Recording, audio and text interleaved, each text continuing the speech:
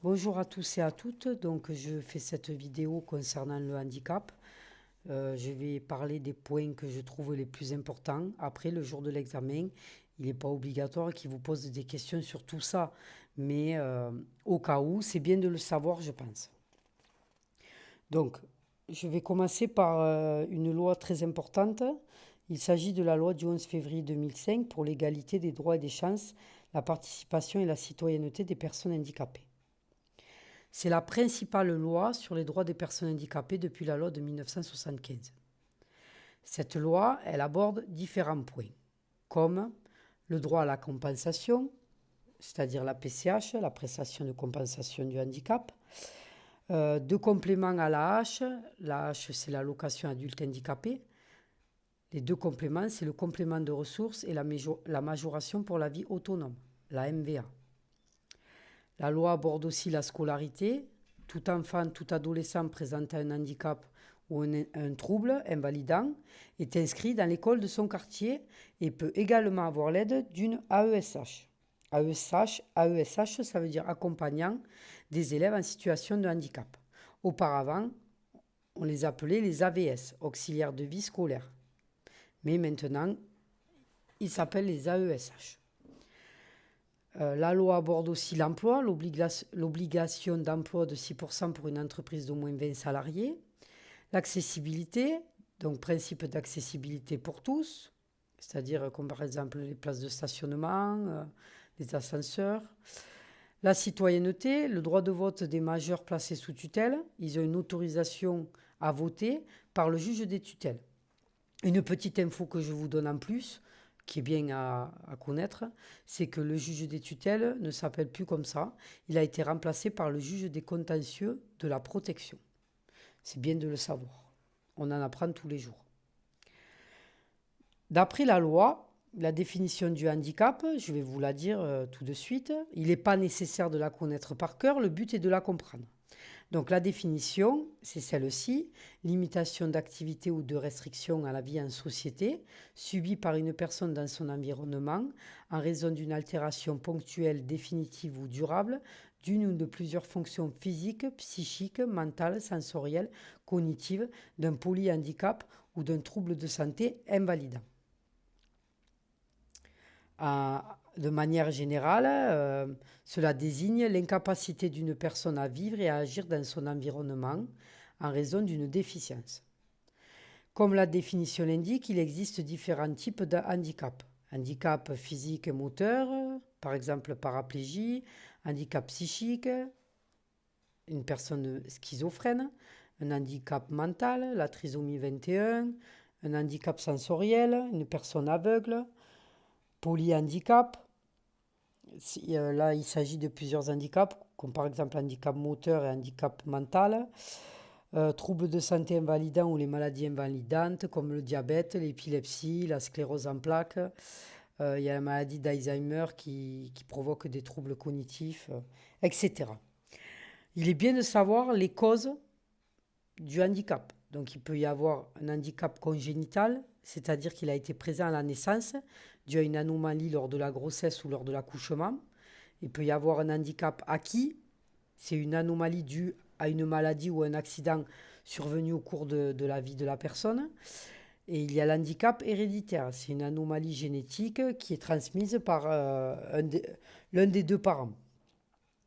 Donc pour être reconnu handicapé, il faut faire la demande auprès de la MDPH. La MDPH, c'est la Maison départementale des personnes handicapées. Elle a été créée suite à la loi du 11 février 2005. C'est un guichet unique. Elle a remplacé la COTOREP, la Commission technique d'orientation et de reclassement professionnel, et la CDES, la Commission départementale d'éducation spéciale. La COTOREP, avant, ça s'appelait comme ça, donc la COTOREP, elle aidait à l'insertion professionnelle des personnes handicapées, et la CDES, elle était chargée de l'intégration scolaire des jeunes handicapés. Donc au sein de la MDPH, il y a la CDAPH, la Commission des droits et de l'autonomie des personnes handicapées. C'est elle qui va apprécier le taux d'incapacité et attribuer les aides. Donc les aides que cette commission peut apporter, Il y en a plusieurs. Il peut y avoir les aides financières comme l'AH, l'allocation adulte handicapé, qui est versée par la CAF.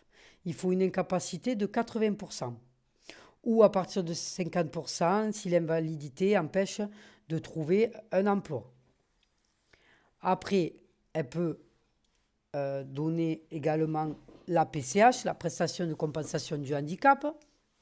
La PCH peut servir pour des aides humaines, des aides techniques, l'aménagement du logement ou du véhicule, des aides spécifiques, et la PCH est versée par le département. À savoir que si vous avez des gros travaux pour aménager un logement, il faut contacter l'ANA, c'est l'Agence nationale d'amélioration de l'habitat. Et ensuite, une autre aide financière, la MVA, la majoration pour la vie autonome, qui est versée par la CAF. C'est une aide financière pour les personnes handicapées qui ne travaillent pas et qui vivent en logement indépendant. La CDAPH, la Commission des droits à l'autonomie des personnes handicapées, peut également attribuer la RQTH, c'est la reconnaissance travailleur handicapé. Elle est attribuée lorsque la possibilité d'obtenir ou de conserver un emploi est réduite suite à une dégradation d'au moins une fonction physique, sensorielle, mentale ou psychique. Il faut avoir plus de 16 ans pour avoir la reconnaissance de travailleur handicapé. Ensuite, la commission peut attribuer la carte mobilité inclusion, sachant qu'il y a la carte mobilité inclusion stationnement, qui permet de se garer gratuitement, la carte mobilité inclusion priorité, qui évite les files d'attente et qui permet d'avoir des places assises aussi, la carte mobilité inclusion invalidité, donc elle apporte les mêmes avantages que les autres, mais en plus de cela, il y a des réductions tarifaires pour les transports ou autres. Par exemple, pour aller à la piscine, la personne avec cette carte-là, elle a des tarifs réduits. Et elle apporte aussi des avantages fiscaux. La carte mobilité inclusion invalidité, elle a remplacé la carte invalidité parce qu'avant, il y avait la carte invalidité. Et depuis le 1er janvier 2017, cela s'appelle la carte mobilité inclusion invalidité.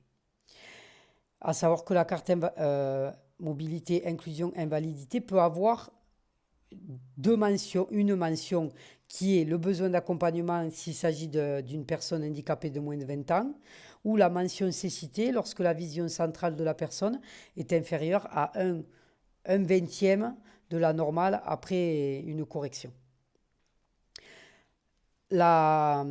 Autre chose, la commission peut également orienter la personne en situation de handicap vers des établissements, comme pour les adultes, il y a les maisons d'accueil spécialisées, les MAS, il y a les femmes, les foyers d'accueil médicalisés, les ESAT, établissements au service d'aide par le travail, qui succèdent au CAT. Avant, ça s'appelait les CAT, les centres d'aide par le travail. Il y a le SIAD, service de soins infirmiers à domicile, les SAVS, services d'accompagnement à la vie sociale. Et pour les enfants, il y a les IME, Instituts médico-éducatifs, l'IEM, Institut d'éducation motrice, l'ITEP, Institut thérapeutique, éducatif et pédagogique, les CESAD, services d'éducation spécialisés de soins à domicile. Voilà, donc là, en clair, la CDAPH peut accorder énormément de choses. Je pense avoir fait le tour sur les points les plus importants. J'espère que cela vous satisfera. Je ferai par ailleurs une vidéo un peu plus courte sur la protection juridique et la loi du 5 mars 2007 sur le respect des libertés individuelles et droits fondamentaux et de la dignité de la personne, parce que je pense que c'est important d'aborder ces points-là également. Je vous souhaite à tous une bonne fin de journée et à très bientôt.